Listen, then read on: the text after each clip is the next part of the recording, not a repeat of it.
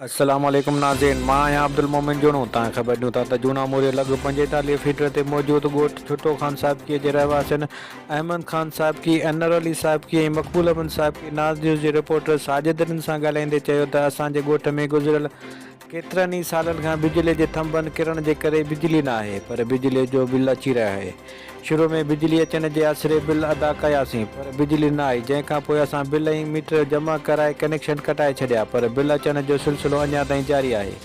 AC ऐं SGO वापडा काज़ियम जे ऑफिसुनि जा चकर हणी थकिजी पिया आहियूं, केरु ॿुधण वारो न आहे। असां वज़ीर आज़म खां मुतालबो था कयूं त नोटिस वठी सर्वे कराए असांजी परेशानी ख़तमु कई वञे। उन हवाले सां हुननि जो वधीक छा चवणो, अचो त ॿुधूं। जी साजिद। जी मोमिन, हिन वक़्तु मौजूदु आहियां जूना मोरी स्टॉप ते। हिते ॻोठ छुटो ख़ान साहिबकी जा रहवासी आहिनि जेके वापडा जे नाअहली जो शिकार आहिनि। गुज़िरियल 10 सालनि खां हिननि जे ॻोठ में बिजली त कान्हे, पर मुसलसल हिननि जे लाइट जा बिल अची रहिया आहिनि, जंहिंजे करे ही काफ़ी मरतबा SDO ऑफिस विया आहिनि, उते एप्लीकेशनूं जमा करायूं आहिनि ऐं बिलनि जे बारे में ॿुधायो वियो आहे त असांजा मीटर कटियल आहिनि, पर तॾहिं बि को बि अमल न थियो आहे।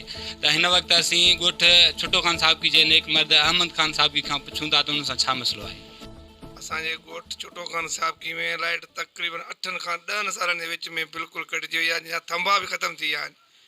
SDO काज़ीमान खे असां इलाही चकर दरख़्वास्तूं कयूं आहिनि, पर केर बि असांजी ॿुधण लाइ तयारु कोन्हे को।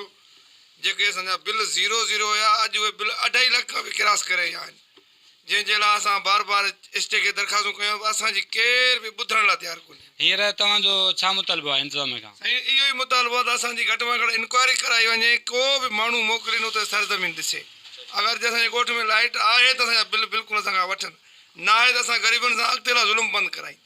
साईं, असांजो मुतालबो इहो ई आहे। ही दरख़्वास्तूं वग़ैरह असां हर शइ कराए छॾी आहे, पर तॾहिं बिल असांजा बंदि कोन था थियनि। असां इन लाइ बसि भॼ में आहियूं। SDO खे 2-3 जगह दरख़्वास्तूं वग़ैरह हर शइ ॾिनी आहे, पर को बि अमल नथो थिए। बिल बंदि करे था छॾीनि, वरी वापसी बि वरी बिल शुरू लॻा पिया आहिनि। कंहिंखे असां अपील कयूं इन ॻाल्हि लाइ? बसि असां त इहा महिरबानी कई वञे त जो ही बिल असांजा बंदि कयो वञनि। 0 हुया जेके अॼु अलाए केतिरे ताईं बिल पहुची विया आहिनि, का ख़बर ई नथी पवे हिननि जी। आहियूं परेशान आहियूं। हिकिड़े पासे अटो महांगो, ॿिए पासे खंडु महांगी, ॿिए पासे गिहु महांगो आहे, वरी होॾां मच्छर आहिनि त ॿार बीमार लॻा पिया आहिनि। हिकिड़े मूंखे मलेरिया थियो आहे, वरी हिन पासे बिल जो टेंशन आहे त वञूं केॾा वञूं करे पिया आहियूं। असां वज़ीर आज़म पाकिस्तान खां अपील था कयूं त महिरबानी करे असांजे माना दरख़्वास्त ॾिसनि, असांजे अची बिजली ॾिसनि, हालत ॾिसनि त वाक़ई बि असांजा थंभा किरंदा आहिनि कोन किरंदा, बिजली असां वटि आहे या कोन्हे का। महिरबानी करे रिपोर्ट थे असांजो मसइलो हल करनि। तव्हांजे पंहिंजे स्टाफ जूना मोरी हर क़िस्म जो AC DC सोलर सिस्टम बार दस्तियाब आहे। प्रोपराइटर अरशद अली।